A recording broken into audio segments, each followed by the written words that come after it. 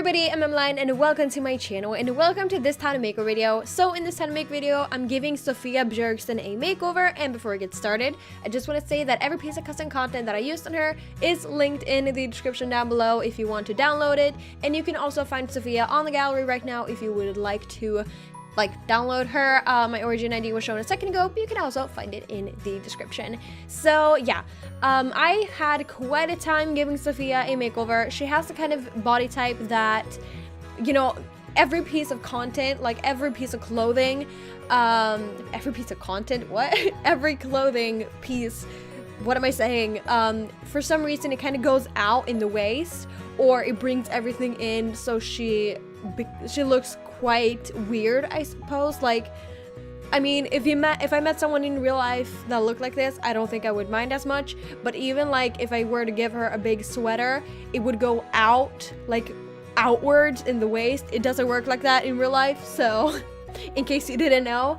But it does for her apparently, and I wasn't so sure that I liked that very much. I don't really know what EA was doing when, you know, they were making these Sims in general. Like, some of the adults, like her parents, they look at least, you know, okay, but I don't know what happened to Sofia, and I have no idea how her little sister Elsa is gonna look like when she ages up. So I don't know what they were thinking, I don't know what they were doing. I feel like a lot of their Sims is kind of like, you know, weird looking.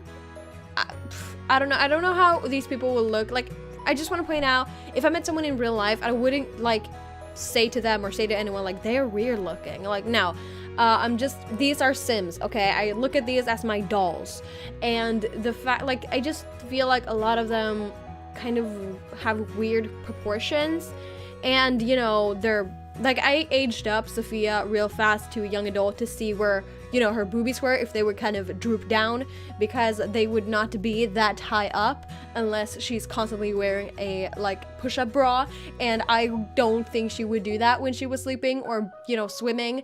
So I did bring, you know, aged her up, and they were still kind of high up, so I brought them down. And yeah, but I also kind of wanted to go a little bit like slightly rebellious, I guess. Not too rebellious. I mean, she's cheerful and she's like a musician or whatever. She is a aesthetic sim. Is that like the? I'm just translating this like directly, like loose translation from Sweden from Swedish here. But yeah, kind of, I want to be a little bit, like, tiny bit, like, rebellious, like, you know, she's just, you don't own me, mom, you're not the boss of me, so she wears a crop top, but kind of also bright and cheerful, as, you know, that is one of her traits. She is a cheerful Sim, so I thought, why not go for bright and cheerful? But yeah, and then I also try to keep, like, the short haircut. Again, if you haven't watched any previous Townie Makeovers of mine, I do say it, I've said in quite a few of them that I don't see this as like a makeover where I get to grab and pull and just change these Sims completely. This is like a fixer-upper, okay? This isn't a like full-on makeover.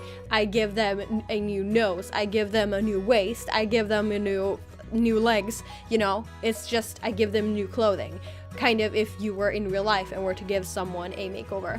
So yeah, but two other things I did mention in my A to Z video that I uploaded earlier this week, that I was in a car accident last week, and I thought that I should tell you guys about it, because I don't know, I don't really have any other things to talk about really, so I thought, why not talk about this? It's been quite a big deal going on in my life right now, both for me and for pretty much everyone around me. So yeah, I'm just gonna tell you guys what happened. So I was going to work, and it was 5 a.m. in the morning, or like maybe like 5:15, or a quarter past 5 in the morning, or whatever you want to say. And I was like, the road that I was traveling on, oh my gosh, this is I have not thought about how I was going to put this into word in English. It's not constantly like, you know, a highway with 2 lanes or more. it goes with, you know, it varies between 1 and 2 lanes. So when I was traveling and I passed like a small little village townie thingy, it was 1 lane, and then directly after I passed that, and I knew it would be a long time before it, you know, would go back into 2 lanes, I was behind 5 trucks, and they are not very fast, and this road goes like, you know, up and down, up and down, up and down all the time. I lost a lot of time that morning, and I was gonna be there at 6, and I was like, I wasn't sure if I was gonna make it. Usually it takes about an hour to get there, and now I was behind trucks, so I went even slower. So after a while, when I lost a lot of time, and I finally, you know, it was finally 2 lanes again, and I was gonna, you know, drive past all of them. So one had stopped, actually, not sure why, but he stopped at like a little parking thingy previously, like earlier, before it became 2 lanes. So I passed 2 trucks, and it's a lot of snow here in Sweden. So I think like the signs weren't like telling me that the road would soon be like 1 lane, because there was like a little fence in the middle on the road, and I missed that completely. So I passed 2 of the trucks, but it was kind of tight between like truck 2 and 3, and I was like, I wasn't sure if it was safe to drive in between them. And because I didn't see this sign, because it was most likely covered in snow or something, I don't know, it was dark, and if it's covered in snow, it's not going to reflect, so I couldn't see it.